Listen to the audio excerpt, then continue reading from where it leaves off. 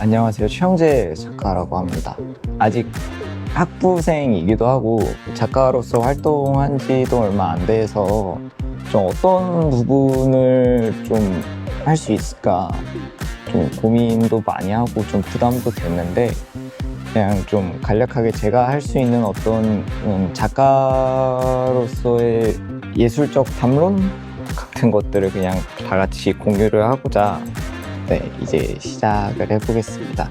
질문을 좀 구체한 질문을 하나씩 드릴 건데 본인이 평소에 생각하는 예술이 무엇인가 대답 좀 해주실 수 있는지. 저는 매우 그냥 간단한데요. 예술은 즐기는 거예요.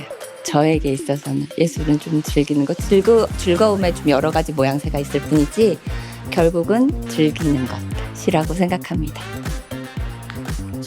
저한테 예술은 현재예요. 네, 현재니까 저 삶이랑 이꼬르라고 생각합니다.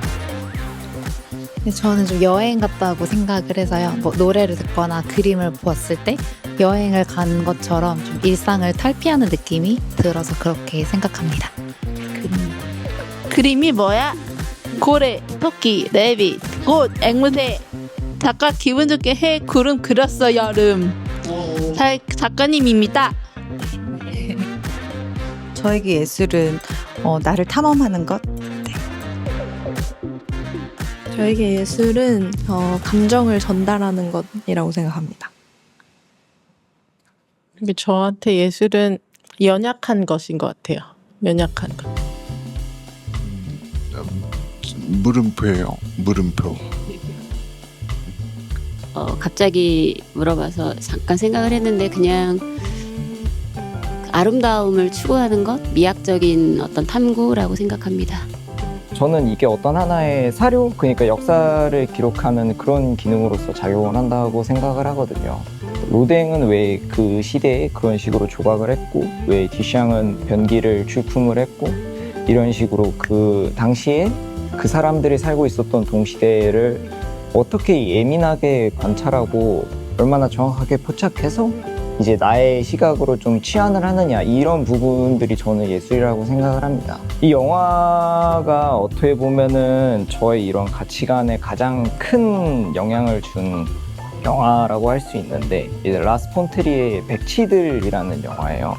내용을 정말 간략하게 설명을 드리자면은 주인공이 아들이 죽었는데 그 충격이 너무 커서 장례식장을 뛰쳐나와서 어떤 그 공원을 배회하다가 어떤 그런 전위예술을 하는 어떤 크루에 합류를 해서 이런 행동들을 이어나가는데, 결국엔 다들 좀 현실적인 문제나 본인들이 생각하기에 우리가 하는 짓이 어떤 이게 중산층의 일탈에 불과하지 않는다라는 것을 깨닫고 다 탈퇴를 하는데, 결국에 마지막에 이 주인공만이 좀 진지하게 남아서 활동을 이어가다가 영화가 끝나게 됩니다. 이 영화를 보기 전까지 되게 좀 진취적이고 좀 전위적인 생각들을 많이 했었는데, 이거를 보고 나서 우리가 하는 게 어떤 일탈에 지나지 않는다, 이런 생각이 좀 많이 들더라고요. 그러면 내가 이 일탈을 의미 있게 할 수 있는 게 뭐가 됐을까 좀 고민을 많이 하다가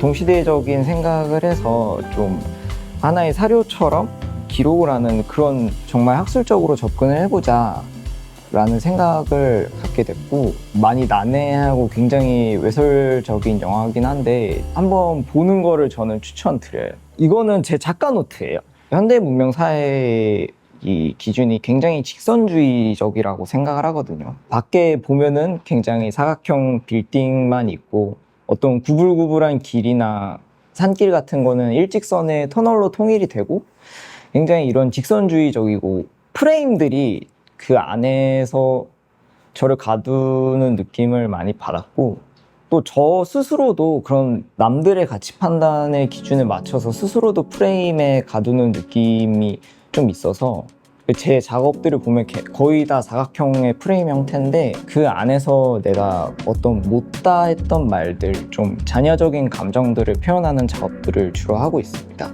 이 작업 같은 경우에는 제가 이 프레임을 제작을 해서 양옆에 강화 유리판을 붙이고 제 이만큼 땅을 파가지고 묻어놨었던 거거든요. 이 작업을 하게 된 계기는 이제 예술가들이 중시하는 어떤 불안정성, 비정형성, 우연성 등이 되게 현대 문명의 가치 판단 기준에 있어서 굉장히 배제되는 것들이거든요. 근데 과연 우리가 그런 것들을 배제하고서 우리가 사는 세상을 다 이야기할 수 있을까? 라는 생각이 들어서 그러면 내가 한번 정말 작업에 개입을 하지 말아보자 라는 마인드로 이만큼 땅을 파서 제가 작업을 묻어놨습니다. 여기 위에 보면 뚫려 있고.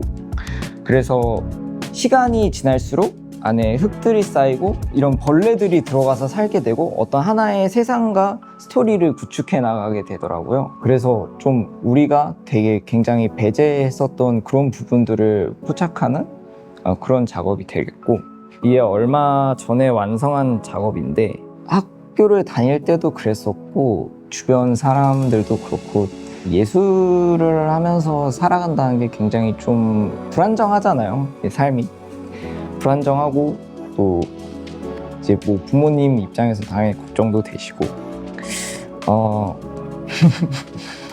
우리 예술가들이 좀 살아가는 생태를 봤을 때 대도화된 사회, 정렬된 어떤 이런 질서 안에서 좀 기생하듯이 살아간다는 느낌을 받게 됐어요. 이런 이미지에 대한 출처가 그래서 마치 그 기생충 중에 좀 환충이라고 우리 장 내부에서 기생하면서 살아가는 기생충들이 있는데 좀 그런 부분에서 이제 이미지를 포착해가지고 좀 작업의 모티브를 얻게 됐는데, 제도화된 사회가 어떤 좀 이런 기생하는 존재들을 제거하기 위해 나한테 좀 구충제를 처방하는 느낌? 네. 그래서 제목이 구충제를 먹어야겠네요. 네. 예술가로서의 좀 존재론적인 이야기를 하고자 좀 했던 작업입니다. 바라는 게 없다고 하셨잖아요. 근데 처음부터 그러셨는지, 근데 보통 하다 보면 좀 잘하고 싶고 뭔가 그런 게 생길 것 같은데 그런 게 궁금해서. 물론 제가 아직 좀 많이 어리고 좀 경험이 없긴 한데 되게 좀 큰 뜻을 가지고 하고 있는 분들이 많은데, 약간 이 미술사를 되돌아봤을 때 이게 어떤 한 질문이 던져지면 그에 대한 정답이 회수되는 게 아니라 약간 그냥 질문이 계속 쌓여가는 형식으로 이게 역사가 진행이 되는 것 같거든요. 저는 그런 부분에서 좀 내가 뭔가를 바라고 이거를 했을 때 그 부분이 좌절되면 좀 제가 너무 꺾일 것 같은 거예요. 좀 그래서 좀 이런 마인드를 갖게 됐어요. 작가님 그 얘기에 이제 몇 년 후를 꼭 이제 이 프로젝트가 끝나도 계속 한국에 계시거나 뭐 해외에 계시거나 제가 좀 지켜보고 싶은 작가님 중에도 한 분일 것 같긴 한데요. 그 꺾일 것 같은 그게 한번 꺾이잖아요. 근데 그때 또 엄청난 걸 배우게 돼요. 그게 이제 제가 먼저 겪어봤으니까.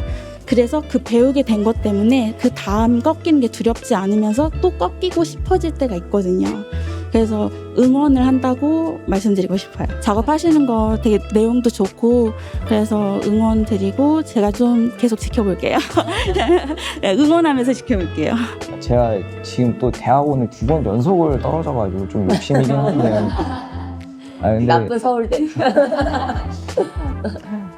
그것도 그렇고 이제 부모님 입장에서 사실 뭐 지금 뭐 백수나 다름이 없으니까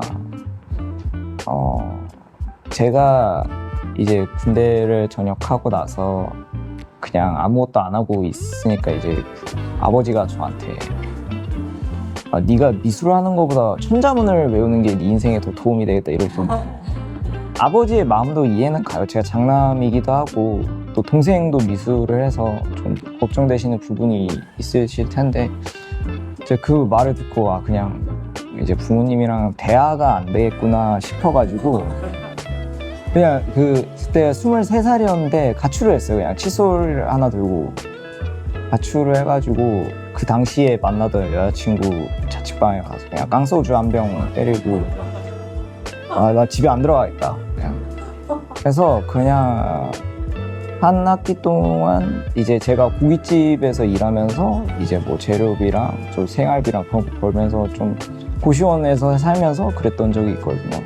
지금 이거를 계속하는 이유도 약간 좀 내가 이거를 그만두면은 그때 과거에 내가 지금의 나한테 너무 실망을 할 것 같은 거예요. 네. 그 정도로 좀 깡 따고 있었던 애인데 좀 어쩌다 이렇게 그 정도의 차이는 있겠지만 다들 고충들은 있으시잖아요. 좀 이제 그런 부분에 있어서 좀 오늘 이런 워크숍에서 좀 약간 저만의 방법을 소개했던 시간이 됐던 것 같습니다. 네.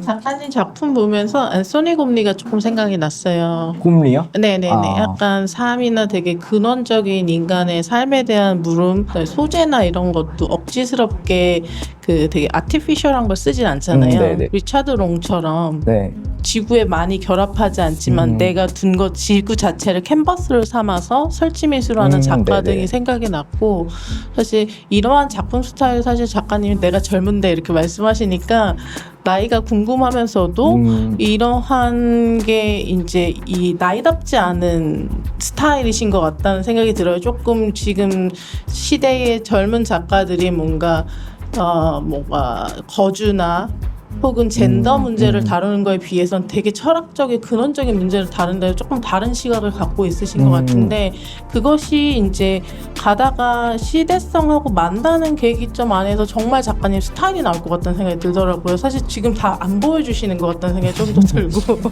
저 나이 이제 올해로 26입니다.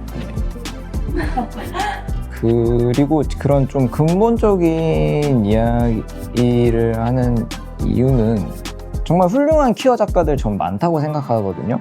뭐 곤살레스 토레스나 뭐 키키 스미스나 뭐 베이컨 같은, 저는 그런 작가들의 공통점이라고 하면은 그 작가가 내는 목소리 자체가 퀴어 자체에 국한되어 있는 게 아니라 어떤 좀 근본적인 부분에서 목소리가 우러나온다고 생각을 하고, 제가 생각하는 좋은 작업이라 하면은 저는 솔직한 작업이라 생각하거든요. 내가 솔직해져야 관객들을 설득할 수 있고, 그 설득력에서 작업의 좋고 나쁨이 저는 판가름이 난다고 생각을 하는데, 뭐 어려운 이야기를 하는 것보다 좀 나 자신한테 솔직해지고 더 쉬운 이야기를 해보자, 약간 이런 생각을 평소에 많이 가지게 되는 것 같아요. 수학에서 허수라는 기호예요. 허수라는 수의 정의가 실존하지 않는 수인데, 근데 이게 실존하지 않는 수라고 해서 이거를 빼고서 어떤 수학적인 개념들이 성립이 안 되거든요. 식들이나. 저는 이게 좀 제가 예술을 하는 이유라고 생각을 해요. 좀 내가 실존하지 않는 것들을 쫓는다고 해서 내가 이거를 안 하고 내가 살고 있는 이 시대에 무슨 의미를 남길 수 있을까, 약간 이런 부분에서 좀 동질감을 느꼈고, 가장 큰 의의는 이 허수라는 수의 개념처럼 제가 이거를 하면서 좀 대가를 바라지 않는 거라고 생각을 합니다. 어떤 제 이야기를 하는 부분에 있어서 가장 큰 의미가 있는 것 같습니다. 네, 이상입니다.